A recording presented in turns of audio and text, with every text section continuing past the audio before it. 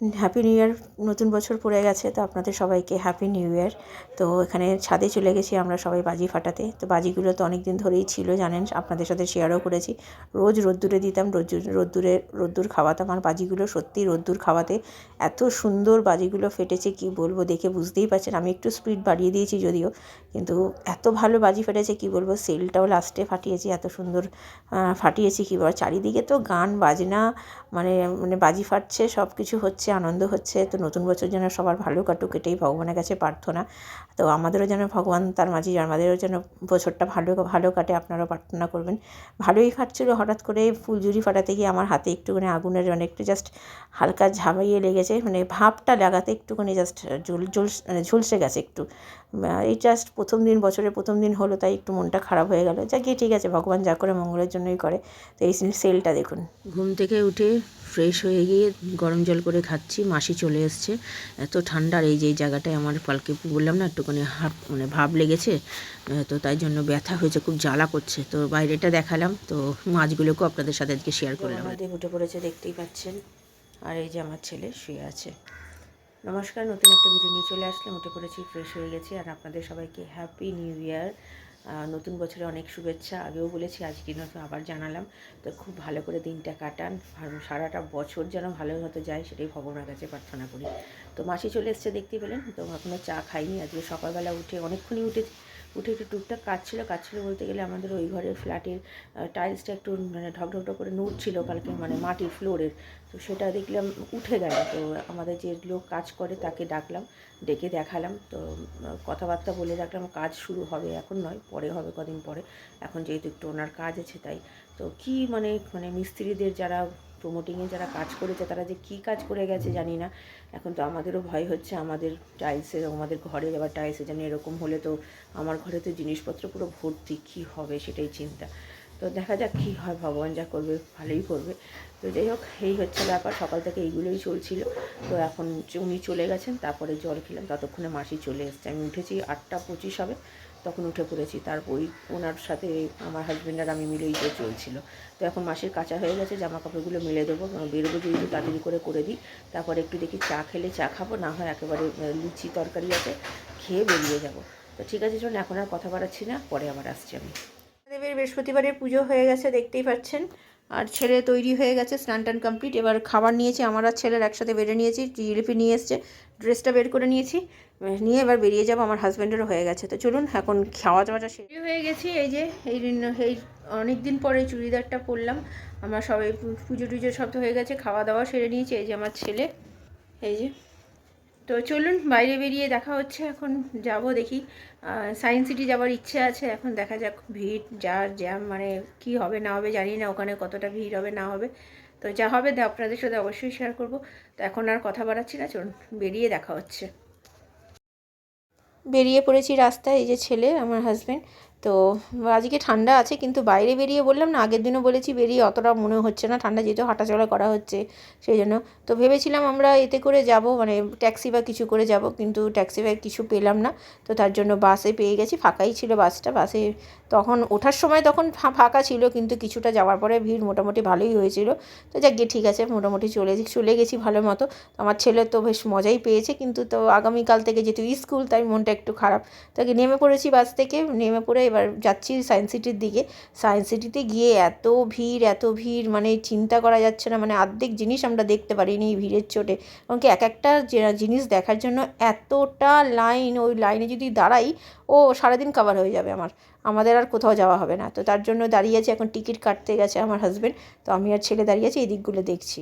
এসছি ভেতরে, ঢুকে টিকিট কাটা হয়ে গেছে আমার হাজব্যান্ডের। এখন দাঁড়িয়ে আছি, লাইন দেখুন, এটা জাস্ট ফার্স্ট লাইন, এখনও 2-3টে লাইন পার করে তারপরে রোপের জন্য মানে ঢোকার জায়গা। তো ঢুকে পড়েছি, উঠেও পড়েছি রোপেতে। উঠে খুবই সুন্দর দৃশ্য, উপর থেকে দেখতে তো খুবই ভালো লাগে।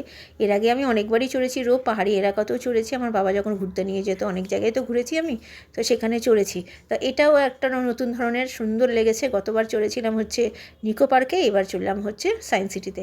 তো উপর থেকে দেখতে এত ভালো লাগছিলো, এত সুন্দর লাগছিলো, মাঝখানে একটু দাঁড় করিয়েও দিয়েছিল। তো তো সেটা মানে দেখতে আরও বেশি ভালো লাগছিলো। এই যেহেতু যতটুকু পেরেছি মানে শেয়ার করেছি আপনাদের সাথে। আর একটুখানি ক্যামেরা আমার একটু উল্টো হয়ে, এই জায়গাটা উল্টো হয়ে গেছে আমার, আমি খুব বুঝতেও পারিনি এত আলোতে, মানে সূর্যের আলোতে আমার চোখে মানে যে আমি বুঝতে পারিনি যে উল্টো হয়ে গেছে। তো যাক গিয়ে ঠিক আছে, চলুন এইদিকে দেখা হয়ে গেছে, এবার রোপ থেকে নামবো, নেমে আবার হেঁটে যেখানে দেখাবো। চলুন কিছুটা গিয়ে আমাদের একটুখানি জল তেষ্টা পাচ্ছিলো, মানে জলের তৃষ্ণাটা মিটবে না, তার জন্য একটুখানি কোল্ড ড্রিঙ্কস নেওয়া হলো। ছেলের জন্য একটা ক্যান, অনেক দিন ধরে ক্যান ক্যান খাবে চাইছিল, তো তার জন্য একটা ক্যান কিনে দেওয়া হলো। তো ওটা পেয়ে খুব খুশি। আর আমি একটা মানে কোকাকোলা নিয়েছিলাম, আমার হাজব্যান্ড আর আমি খেয়েছি।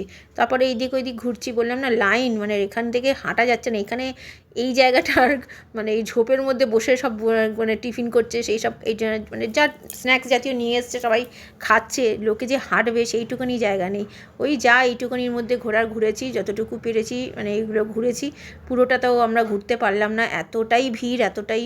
এটা তো বন্ধ ছিল, মানে ডাইনোসরটা ভেতরটা যাওয়াটা বন্ধ করা ছিল, তাই বাইরে থেকে যতটুকু পেরেছি সেটাই আপনাদের সাথে শেয়ার করলাম। আর এই জায়গাটা এত সুন্দর লাগছে, জলের এই যে লাইনটা, এখান থেকে জলটা উঠে মনে হচ্ছে পাইপের মতো উঠছে, কিন্তু জলই ওইটা, এত সুন্দর দেখতে লাগছে, মানে সেটাই দাঁড়িয়ে সবাই ফটো তুলছে। তো আমিও একটু তুললাম, কিছু ফটো তুললাম, আর এইদিকে আপনাদের জন্য একটুখানি এই ভিডিওটাও করলাম। আর জলটা গায়ে আসছে তো ঠান্ডা, জলটা খুব ঠান্ডা লাগছিলো তখন, কিন্তু দারুণ লেগেছে এই জায়গাটা। আগে এখানে স্ট্যাচুগুলো দাঁড়ানো আছে, আর এখানে দেখুন বন্দে ভারতের নতুন একটা ট্রেনের মতো করেছে সব পার্কটা ঘোরানোর জন্য। তো আমার ছেলে যেই স্কুলে পড়ে সেই স্কুলেই পড়েছেন, তার জন্য এটার সামনে দাঁড়িয়ে ফটো তোলা হলো। আচার্য জগদীশচন্দ্র বসু, তো তার জন্য সামনে দাঁড়িয়ে একটু ফটো তুললো। আর আরেকবার একটু ঘুরে দেখেই নিলাম, এত সুন্দর লাগছে তাই দেখতে এই সময়টা, আর ফুল দিয়ে এত সুন্দর সাজিয়েছে। তো এখান থেকে এবার বেরোনোর পালা, এখন কি অনেকটাই বেলা হয়ে গেছে, বেরিয়ে এবার খাবার রেস্টুরেন্টে যেতে হবে, সেটাও একটু যেতে একটু টাইম লাগবে না, খেতে টাইম হবে, তারপর বাড়ি ফিরতে হবে। তো চলে এসেছি এখানে রেস্টুরেন্টে, ঢুকে তো সঙ্গে সঙ্গে তো জায়গা পাইনি, মানে বুকিং করতে হয়েছে, বুকিং করে ওখানে বসার জায়গা ওয়েটিং রুমে বসে রয়েছি। আর এখানে দেখুন এই মাছগুলো যে এত সুন্দর লাগছে দেখতে, তো সবাই দেখছি ফটো তুলছে, তো আমি ভাবলাম আমি একটুখানি ভিডিও করে নিই, তাই জন্য করলাম। রেস্টুরেন্টে ঢুকে তো পড়েছি অনেকক্ষণ, তো বসেছিলাম ওয়েটিং রুমে, তারপর আমাদেরকে ডাকলো, তো গেলাম বসে, তারপর তো অর্ডার করলাম খাবার, অর্ডার তো দিয়ে অপেক্ষা করতে হয়েছে, তাও বেশিক্ষণ না, একটু অপেক্ষা করেছি, তারপরে দিয়ে দিয়েছে খাবার। তো এই যে দেখুন এখানে chowmein, gravy chowmein, dry chilli chicken আর স্যুপ, থাই স্যুপ নিয়েছিলাম। তো আমাদের তো পুরো একটা মানে চাউমিন খেয়েই পেট ভর্তি হয়ে গেছে, আর চিকেনটা খেয়েছি, স্যুপটা খেয়েছি, আর একটা মানে চাউমিন পুরো ধরে বাড়িতে নিয়ে চলে এসেছি। সন্ধে দেওয়া হয়ে গেছে, এখন বাজে 8:45, এইমাত্র সন্ধে দিয়ে উঠলো। তো তুমি কি কি কিনেছো দেখাও সবাইকে, তুমি যে কত কিছু বাবার থেকে আমার থেকে কিনে নিয়ে আসলে, অনেক কিছু কিনে নিয়ে এসছে দেখুন, দেখাচ্ছি চলুন। এই যে বস্তা ভর্তি করে নিয়ে চলে এসছে দেখুন, আমার কাছ থেকে নিয়েছে 2টো পেপসি, আর এই চিপসগুলো সব আমি দিয়েছি, বড় বড় চিপসগুলো, এইগুলো অনেক দিন ধরে চাইছিল, এরকম বড় বড় চিপস চাই, তো তার জন্য কিনে দিয়েছি। খুশি তো? খুশি না? এটাও খুশি না? আরও লাগবে বাবা, আর পারবো না দিতে। তো চলুন, আর এখানে এইগুলো পাপা কিনে দিয়েছে, সব ধরনের জিনিস, শুধু চিপস নয়, এরকম জিনিসগুলো আমরা যেটা ছোটোবেলায় খেতাম, যেগুলো কচু, এটা তো কচুই তো বলে এটাকে, করে ভেজে করে। আর এটা বিস্কুট, এই 2টো বিস্কুট আমার এত পছন্দ, মানে এইগুলো, আর এটাও খুব ভালো লাগে, লিটল হার্টের মতো ছোটো ছোটো, এটা নোনতা মিষ্টি এরকম মিক্স করা। তো এটা আমার হাজব্যান্ড কিনেছে, আর ওগুলো, আর এইগুলো আমি কিনেছি। তো আর এখানে এটাও আমি কিনে দিয়েছি ছেলেকে। তো কালকে থেকে ছেলের স্কুল, তার জন্য ছেলের একটু মুডটা অফ, আর কিছু করার নেই বাবা, স্কুল নতুন ক্লাস, নতুন স্কুল, কি বলছো? না নতুন স্কুল না, সরি, নতুন ক্লাস, উল্টা পাল্টা বলছি।